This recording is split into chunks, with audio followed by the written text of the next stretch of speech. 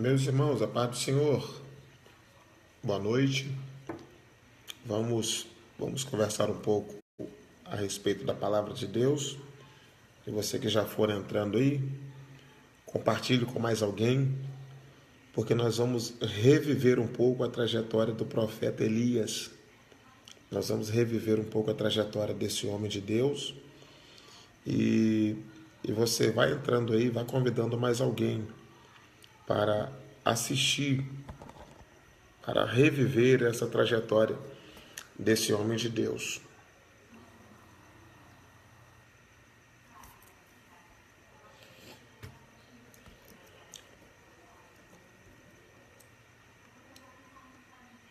Boa noite, Poliano, tudo jóia? Jussara Teixeira, Aldo Benite, Thalita Correia, Samuel Inácio, Glauco Reis, flamenguista, tudo bom? Tudo jóia, meu irmão? Osiel Beatriz, tudo jóia? Meus irmãos, nós vamos reviver um pouco a trajetória do profeta Elias. O profeta Elias, todos nós sabemos que é um moço, é um homem de Deus, é um servo do Senhor, que influenciou muito no seu tempo, que chamou muito a atenção por causa do seu comportamento, por causa da forma que ele agia e por causa da forma que ele aparece no cenário profético de Israel. O fato é que o período que esse moço aparece é um período crítico, é um período da chamada apostasia espiritual, onde o povo estava se desviando da presença de Deus. O período que Elias aparece é um período crítico demais, porque o rei que está controlando a nação, o homem que está governando a nação, não é nada espiritual. E quando o homem que está governando a nação não tinha nada de espiritualidade, o povo sofria muito debaixo do controle dele. Seu nome é Acabe e sua esposa chamada Jezabel. Esse período é um período caótico, um período de uma crise espiritual tamanha. O período em que esse moço está governando é tido como um dos piores períodos monárquicos de Israel, porque ele não era crente, não tinha nenhum compromisso com Deus, e a trajetória do Reino do Norte já é uma trajetória um pouco delicada, um pouco complicada, porque os reis que lá governavam, os homens que tinham o poder da monarquia, eram homens desviados, distantes de Deus.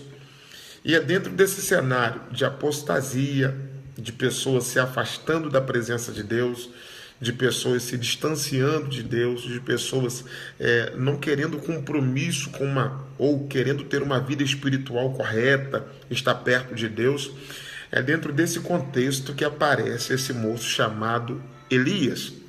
Por si só, o nome dele já diz muita coisa.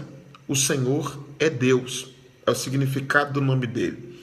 E dentro do contexto em que ele está, dentro da realidade que ele está inserido, fica muito claro a confusão que havia de deuses dentro do Reino do Norte, dentro de Israel, capital Samaria. Havia uma confusão muito grande, porque Jezabel, que é uma rainha dos Sidônios, que é casada com o rei de Israel, ela traz duas divindades de seu povo para dentro de Samaria. E quais são as duas divindades? Baal e Azera, ou Azerá. Traz essas duas divindades e compra e elege homens para serem profetas dessas duas divindades. Haviam 400 profetas de Baal e 450 profetas de Azera. E esses homens ajudavam no governo. Em outras palavras, quando o rei precisasse de uma causa favorável a ele, ou se o rei precisasse que uma causa se tornasse favorável a ele, ele chamava esses profetas, e esses profetas falavam a favor do rei, falavam a favor do governante. E quando isso acontecia, a popularidade do rei tinha ou tende a aumentar, porque ele tem profetas que falam a favor dele. Esses profetas são profetas de um Deus falso, de um Deus inexistente. E isso nós vamos ver mais na frente, porque isso será uma série de lives todas as terças-feiras, até nós chegarmos no momento que ele é arrebatado. Então aqui, para nós iniciarmos, esse moço aparece dentro desse contexto profético, e quando ele aparece, ele diz: segundo a minha palavra, não vai chover mais em Israel. Não vai ter chuva e nem orvalho vai cair sobre a terra. Isso acontece no verso de número 1. Olha a apresentação desse profeta. Esse profeta apresenta muitas coisas. Primeiro, ele chega dizendo, olha a apresentação dele como é resumida. Elias o tisbita, um dos moradores de Gileade, disse a Acabe: tão certo como vive o Senhor, o Deus de Israel, perante cuja face eu estou, nem orvalho, nem chuva haverá estes anos, segundo a minha palavra. Olha a credencial que esse moço apresenta. Ele não tem aqui um histórico, ele não tem uma história. Aqui não aparece o nome do pai dele, aqui não aparece o nome da mãe dele, aqui não aparece o nome de irmão dele, se é que tinha, aqui não aparece o nome de parentes próximos nem distante. O que esse moço apresenta é uma vida de comunhão com Deus. A apresentação dele, a identidade que ele apresenta, é uma vida de inteira comunhão com o Pai. Porque ele já aparece dizendo: olha, Acabe, segundo a minha palavra, e eu digo porque eu estou perante a face do Deus verdadeiro. Eu estou perante a face do Deus de Israel. E estando perante a face dele, me relacionando com ele, tendo intimidade com ele, sendo amigo dele, falando com ele todo dia, eu cheguei a uma conclusão por mim mesmo. Não é ele quem mandou eu falar. Ele não pediu para eu dizer isso aqui. Eu estou dizendo por mim mesmo. Não vai haver chuva nesses anos seguintes, e nem orvalho vai cair sobre a terra. Olha que palavra dura. É uma palavra de mudança. A palavra que ele está liberando é uma palavra pesada demais, porém, ele está com créditos com Deus, ele está com tamanha intimidade com Deus, que ele pode falar que não vai haver chuva e não vai chover. E olha a aprovação de Deus à fala dele. Escuta, ele não pediu a Deus para falar, ele falou por si só. Eu estou na face de Deus, eu estou perante o Senhor e eu vou falar por mim mesmo. Não vai haver chuva esses anos seguintes sobre Israel. Olha o resultado desta fala. Depois o Senhor falou a Elias: levanta-te, sai daqui, vai para o oriente e te esconde à beira do ribeiro chamado Querite. Olha a aprovação de Deus na vida deste moço. Olha Deus avaliando o que ele falou. Olha Deus assinando embaixo do que ele disse. Aqui eu digo algumas coisas e uma delas é: Deus está precisando de homens que tenham créditos com ele. Deus está precisando de homens que falem e ele assina embaixo. Elias tinha tamanha comunhão com Deus que ele falou e disse: não vai ter chuva, rei, tá? Não vai ter chuva. Nesses anos seguintes aí não vai chover, pode ficar tranquilo que eu sei o que eu estou falando, eu estou na face de Deus, eu estou face a face com ele e estou falando por mim mesmo, mas eu vou receber a avaliação dele e a aprovação dele no que eu estou fazendo.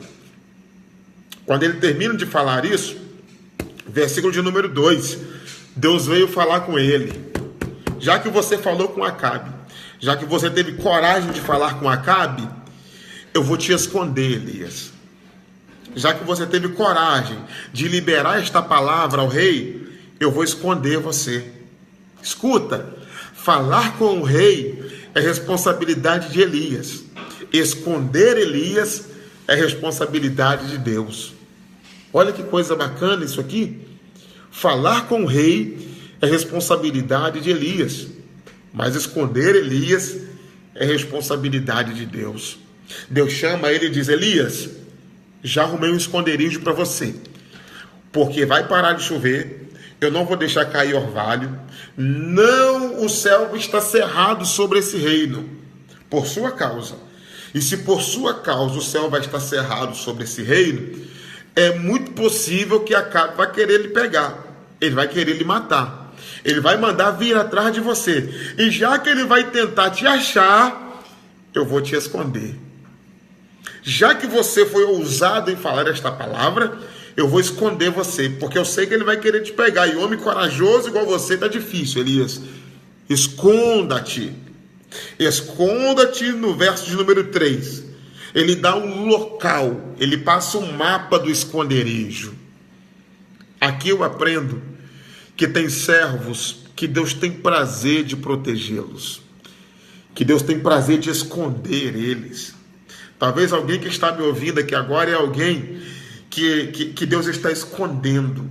Talvez Deus está escondendo você, porque você é do jeito que Ele queria, você tem a ousadia que Ele precisa, você tem a graça, ou você tem você dá liberalidade para as coisas espirituais transpassarem além de você, e você com tanta ousadia, com tanta autoridade, com tanto poder, Deus quer esconder você.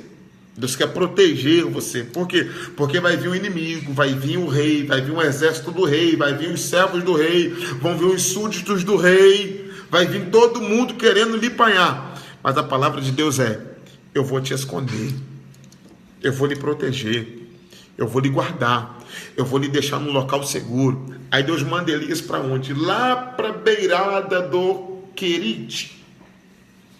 Elias vai se esconder na beirada do ribeiro de Querite.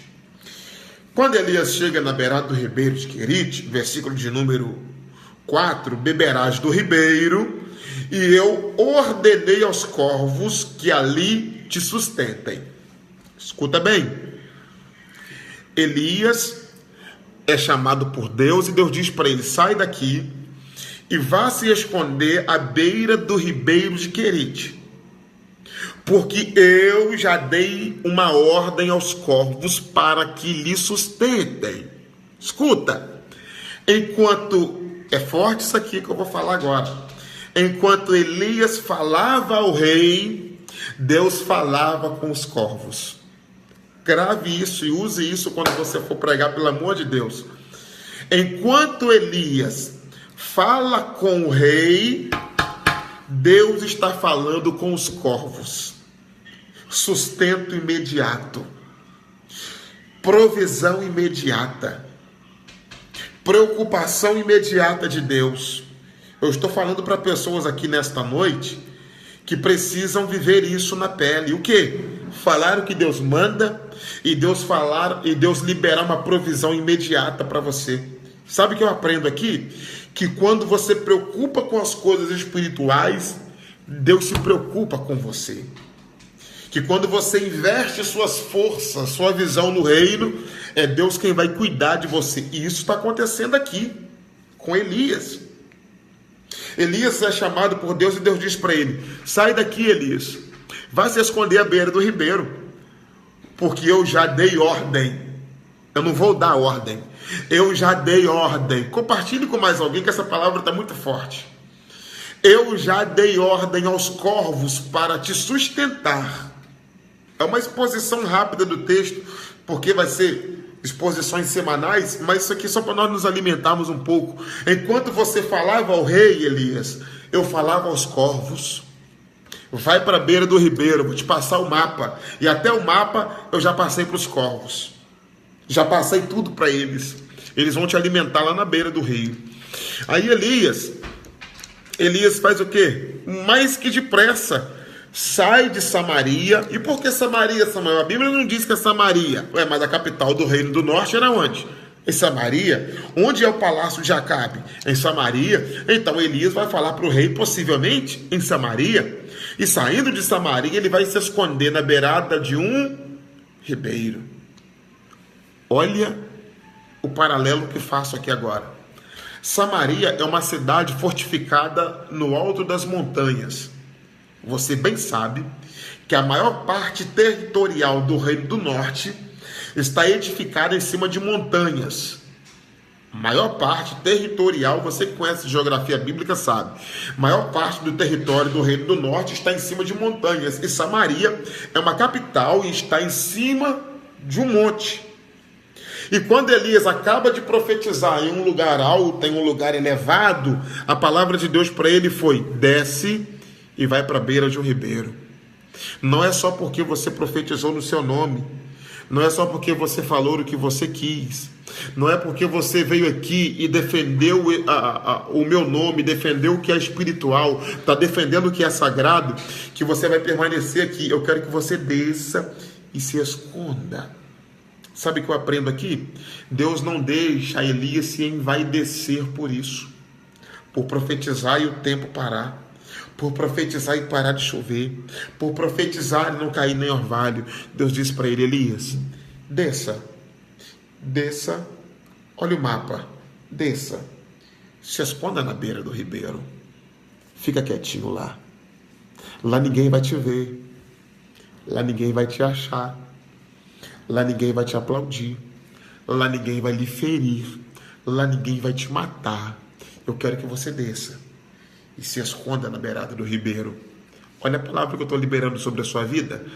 Você cantou e caiu fogo do céu. Você pregou e abalou a igreja. Glória a Deus. Mas o mapa está apontando o ribeiro para você agora. Você louvou a Deus e Deus estremeceu a casa. Aleluia. Mas o mapa está apontando o caminho do ribeiro. É o caminho do secreto. É o caminho da solidão, é o caminho que você vive sozinho com Deus, é o caminho que você experimenta o tratar de Deus, é o caminho que você vive a provisão de Deus. Olha que palavra poderosa eu estou liberando sobre a sua vida. Não é só porque você tem muitos convites, prega para lá e para cá, que você vai ficar nesta posição de cima. Não. O mapa, depois de uma profecia grandiosa como essa, o mapa aponta o ribeiro. O mapa aponta uma outra direção. Sabe por que muitas vezes nós perdemos o foco e deixamos de fazer o que Deus quer? Porque nós não obedecemos o mapa da nossa chamada. Nossa chamada tem um mapa. Você faz e Deus lhe aponta a direção. Você faz e Deus lhe aponta a direção. Aprenda isso nesta noite. Outra coisa que eu quero focar aqui é o significado do nome de Querite.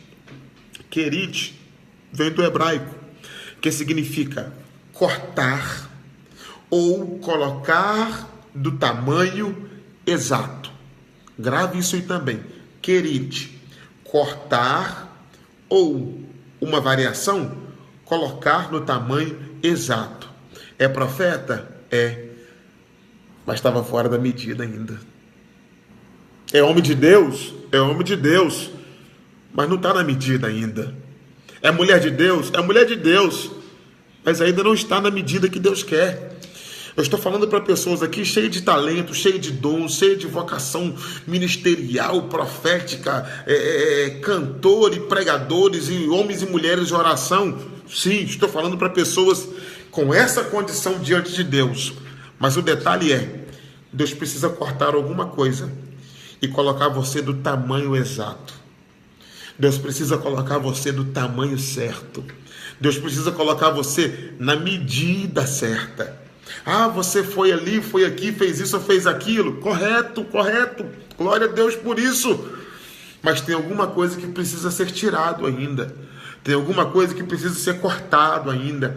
Tem alguma coisa que precisa sair, porque não faz parte da composição de Deus para a sua vida. Não faz parte do tamanho que Deus projetou. Não faz parte do tamanho que Deus já pré-estabeleceu para você. Então, depois dessa profecia, depois desse cenário espiritual todo, Deus está dizendo: Elias, eu preciso te cortar um pouquinho. Preciso colocar você no tamanho certo. Preciso colocar você na medida certa. Preciso colocar você do meu jeito, do jeito que eu quero. Você foi lá, profetizou, eu aprovei, eu dei meu aval, mas ainda falta alguma coisa para chegar no lugar. Sabe o que eu estou dizendo? Que a aprovação de Deus não é sinal que eu estou exatamente do tamanho que Ele quer. Ei, não é só porque eu prego e Deus fala, é porque eu estou na medida que Deus quer. Não é só porque eu faço coisas espirituais que eu estou na medida que Deus deseja. Eu estou dizendo para você nesta noite que por mais que você tenha alguma coisa, que você exerça alguma coisa no reino de Deus, que você faça alguma coisa, você precisa perder medida ainda, para se enquadrar na medida de Deus para a sua vida. Querite, colocar no tamanho exato. E onde é que Deus vai colocar ele no tamanho exato? Escondido na beira do ribeiro. Deus vai colocar ele na medida exata, sendo alimentado por corvos. Deus vai colocar ele na medida exata, precisando diretamente da provisão de Deus na vida dele. Sabe por que Deus deixa você passar por apertos? Porque Ele quer colocar você na medida certa. Sabe por que você chora? Sabe por que vem as lutas, circunstâncias desfavoráveis? Não tem tudo isso? Tem. Isso daí é para Deus te colocar na medida certa. Porque se Ele não apertar um pouquinho, a gente não ora, nós nos relaxamos, paramos de olhar a Bíblia, paramos de nos firmar a Ele, paramos até de ir em culto, vivemos uma vida relaxada. E Deus está dizendo: eu te coloquei nesse lugar, eu te coloquei na beirada desse ribeiro, eu te coloquei para baixo, eu te coloquei aí sozinho, eu te deixei nesse momento de solidão para você chegar no tamanho que eu quero na sua vida. Receba esta palavra nesta noite. Deus está falando com você nesta noite. Vamos continuar um pouquinho aqui.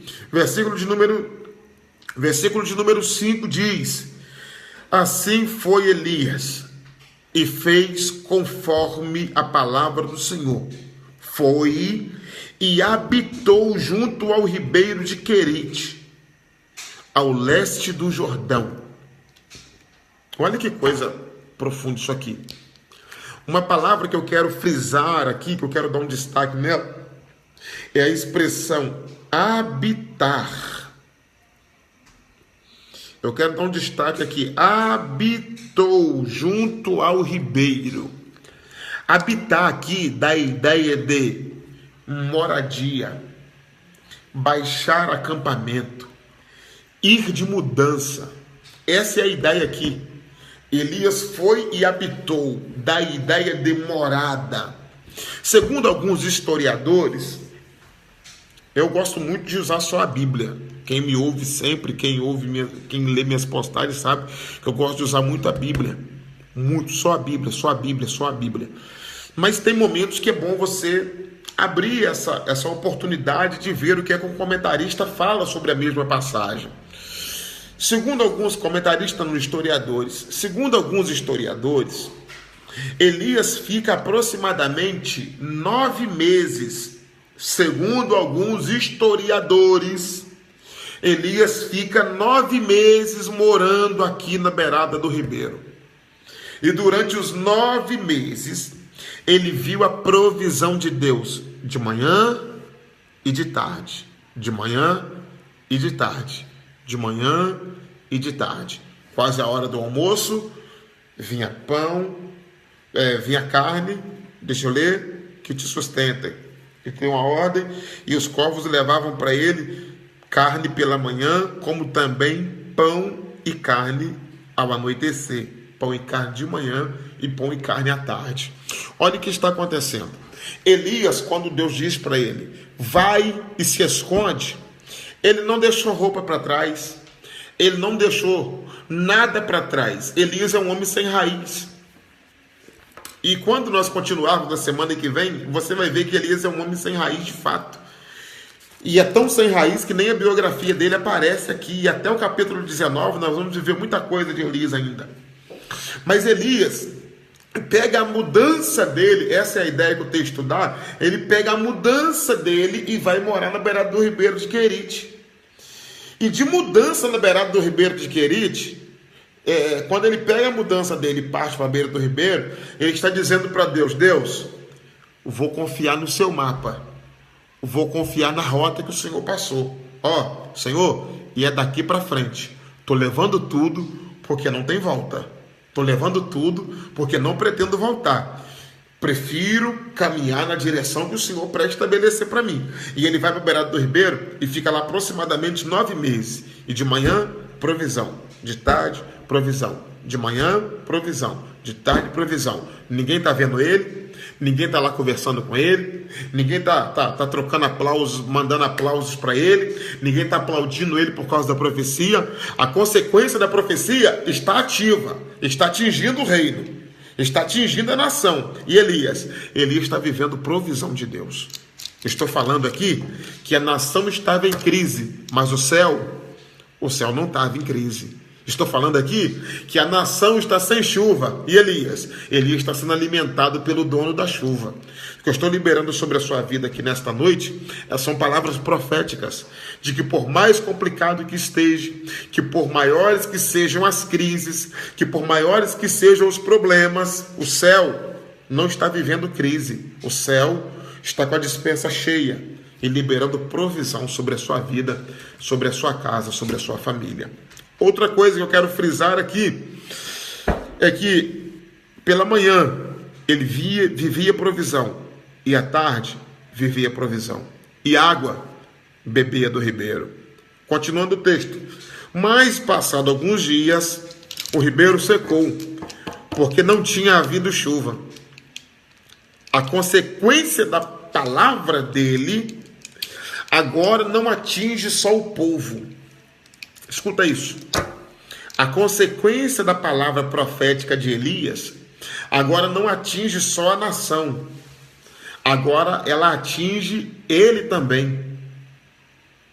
Elias também está sendo atingido pelo poder da palavra profética que ele liberou. E quando é que ele é atingido? Quando ele percebe que dia após dia a água do ribeiro vai diminuindo.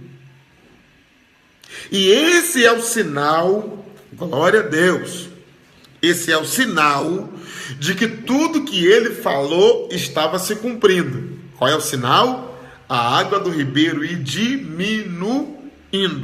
Ele profetiza em Samaria, mas vive a resposta da profecia em Querite. Meu Deus do céu, eu vou ter que pregar isso de novo. Tem que pregar isso, Jesus. Ele profetiza em Samaria, mas vive a consequência, vive o resultado, vive o cumprimento lá na beira do ribeiro. Sabe o que eu estou dizendo para você? Que o lugar que se profetiza é importante? Muito importante. Mas importante é o lugar que você vive o cumprimento da profecia. Elias vive o cumprimento dela na beirada do rio, na beirada do ribeiro. Ele profetiza em Samaria, mas vive a consequência, vive o cumprimento, vive o resultado num vale, porque o Val do Jordão é um vale muito baixo, geograficamente muito baixo. Sabe o que eu estou dizendo para você aqui? Que não é só porque você está num vale, não é só porque você está para baixo, que isso impede de você viver cumprimento de promessas. Não é só porque você está num mau momento que você não vai viver cumprimento de promessas. Não é só porque tem uma crise cercando o que fora falado que você não vai viver o cumprimento. Muito pelo contrário. Deus não depende de circunstância favorável. Deus não depende de chuva para cumprir promessa, para cumprir palavra profética. Até sem chuva, até sem lua, até sem sol, até no meio de tempestade, em qualquer circunstância, Ele é capaz de cumprir promessas, de trazer resultados. A palavra que eu libero é que você vai viver resultados de Deus na sua vida. Receba esta palavra. Não é só porque tem crise que os resultados não vão vir. Ei, quem está controlando tudo é Deus. Quem está no controle de tudo é o Senhor, é o El Shaddai, é o Jireh, é o Deus da provisão. É Ele que está no controle de tudo. É Ele que está por trás disso tudo aí, quem está controlando o cenário, quem muda uma peça para lá, quem muda outra para cá, é Deus. Tome posse dessa palavra. E quando a água vem baixando, Elias está entendendo. Está acontecendo tudo que eu falei. A água está baixando, mas está acontecendo o que eu falei. A água está baixando, mas está acontecendo tudo que eu falei. A água está baixando, mas está acontecendo tudo que eu falei. Escuta, se você está percebendo que as águas estão baixando, se você está percebendo que a crise está se agravando, se você está percebendo que a situação está ficando mais difícil, ei, se desespere com isso não. O Deus que te colocou no Querite já tem uma nova rota, já tem uma nova direção. Por que Deus deixou Elias na beirada do Querite? Só para ele viver o cumprimento da palavra que ele havia proferido. Por que Deus não arrancou ele de dentro do território? Só para ele viver o cumprimento do que ele havia falado.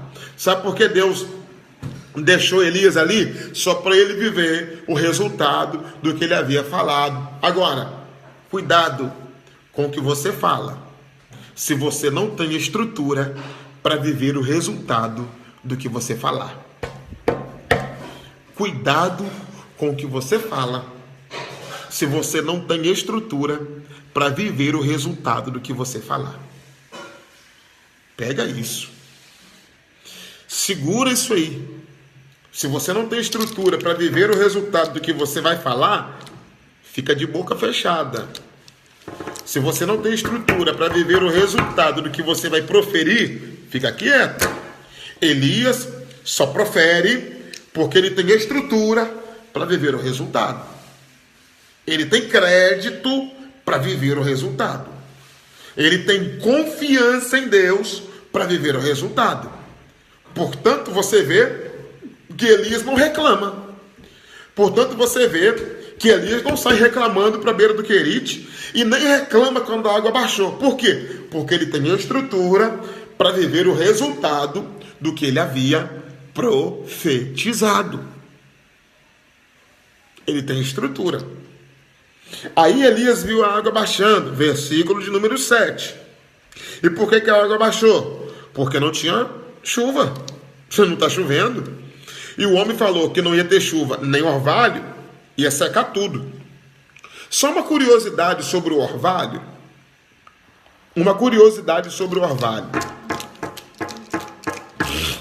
Vamos passar numa curiosidade sobre o orvalho?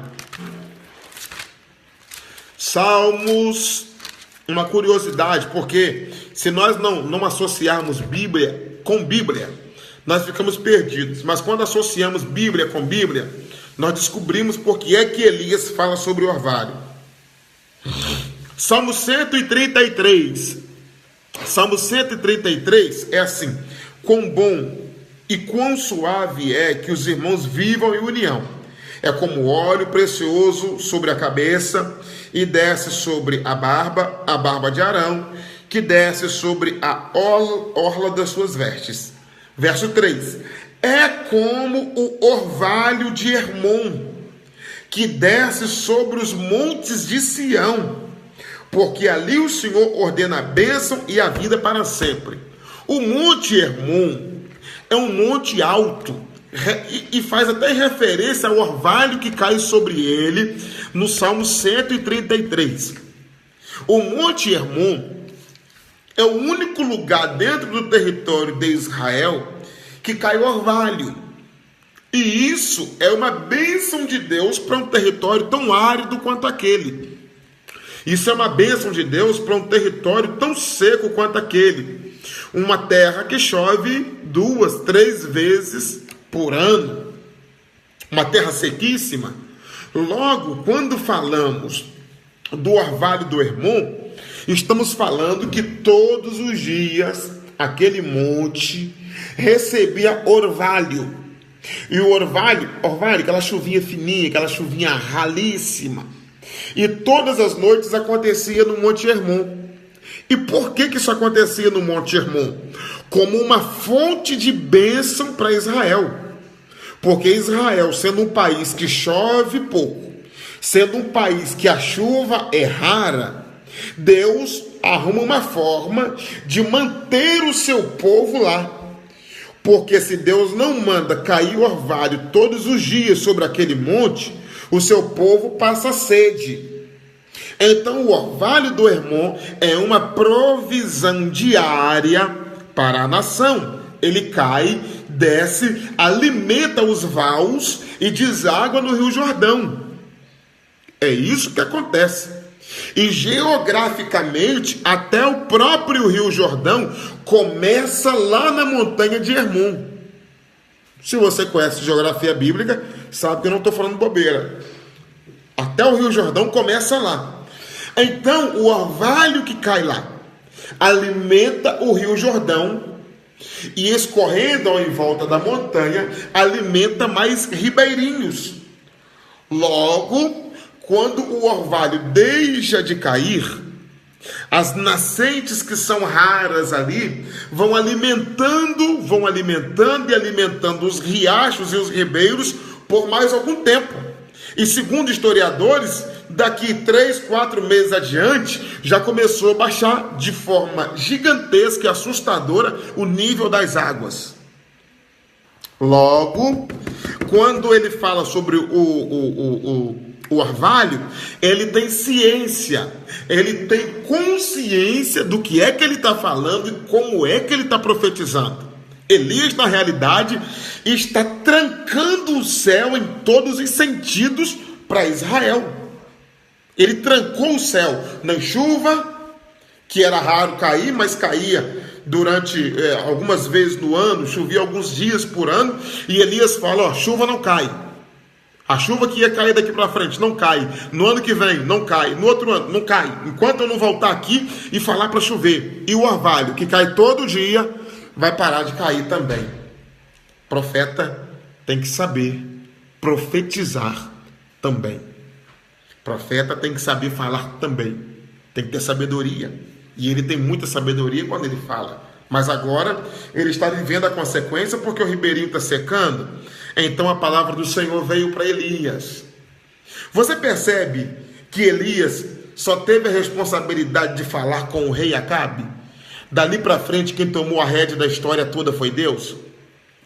Você está vendo que Elias só teve a responsabilidade de ir lá e ser usado por Deus e falar o que Deus estava mandando e dali para frente Deus tomou o controle?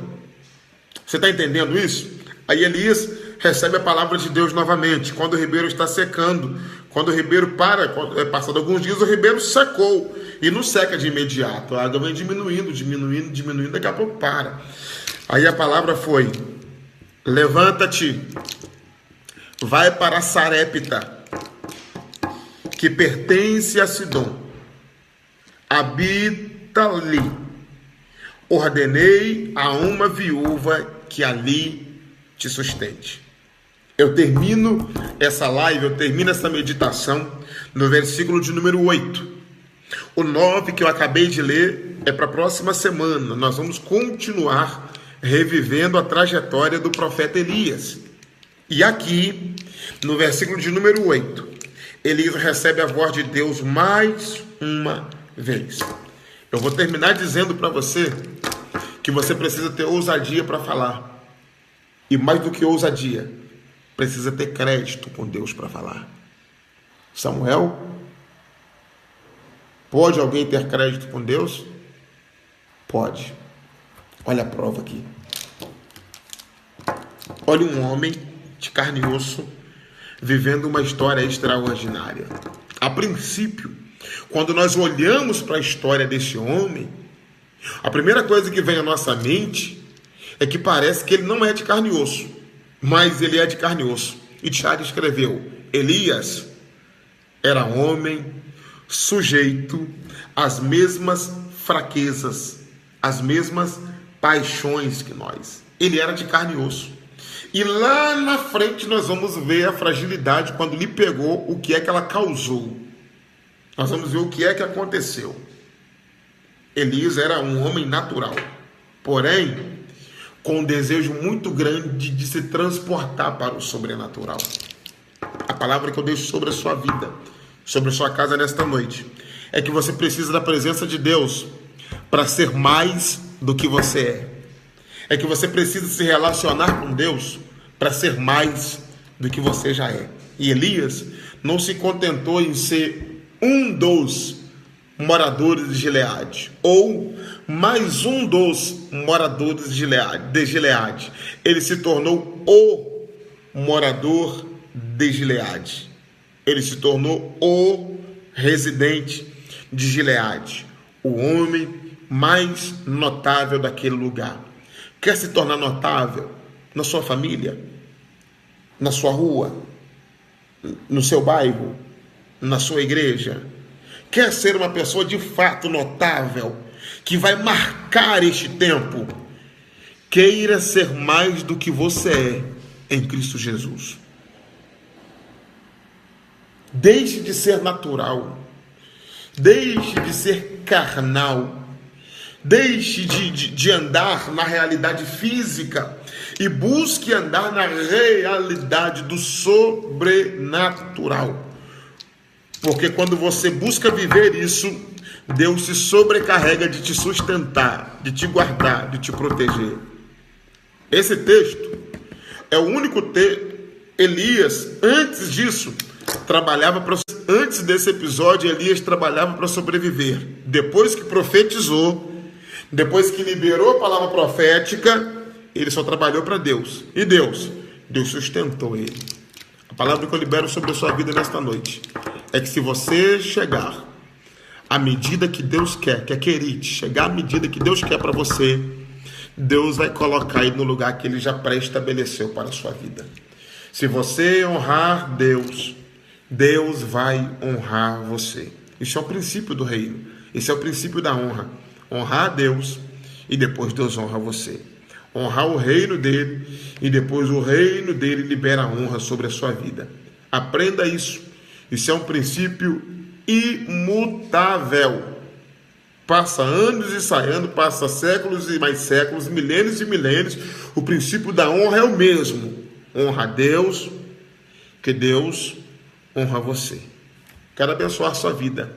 Senhor, que cada amigo que participou dessa live, que ouviu a tua palavra, que entendeu que o Senhor está falando com ele, que entendeu que o Senhor está falando com ela, que ele tenha coragem, que tenha ousadia de sair da zona de conforto, que é a Gileade, de sair do lugar que protege-nos, do lugar que nos resguarda, e que partamos em direção à história que o Senhor projetou para nós, e que corramos em direção aos caminhos que o Senhor pré-estabeleceu para nós. Senhor, nos ensine também que a responsabilidade nossa é falar. Falar com os corvos é responsabilidade do Senhor. Preparar um lugar para nos esconder também é responsabilidade sua. Nos guarda, nos proteja em Cristo. Em nome de Jesus. Amém, Senhor. Deixo um resumo para você nesta noite. Falar ao rei é responsabilidade de Elias. Falar aos corvos é responsabilidade de Deus. Mostrar a rota ou a descida de Samaria é responsabilidade de Deus. Mandar comida todo dia é responsabilidade de Deus. Viver a diminuição das águas é responsabilidade de Elias, porque isso é o resultado da palavra que ele havia liberado. Se não tem coragem de viver a consequência, não profetize. Se não tem coragem de viver o resultado, não profetize. E outra coisa, Deus não depende de circunstâncias favoráveis para cumprir alguma coisa. Deus cumpre na hora dele, no momento dele, e o nome dele é glorificado em nossas vidas. Amém? Que Deus te abençoe. Nosso encontro está marcado para terça-feira que vem. Terça-feira que vem, a partir das 9h30, 9h40, eu já vou estar aqui sentadinho, com a minha Bíblia na mão. Minha Bíblia está aqui, com minhas canetas, marca-texto aqui, e nós vamos estudar, nós vamos reviver a trajetória do profeta Elias. Compartilhe com mais alguém, indique para mais alguém, mande o link para mais alguém, para que mais pessoas sejam edificadas por meio desta palavra. Amém? Que Deus te abençoe, em nome de Jesus.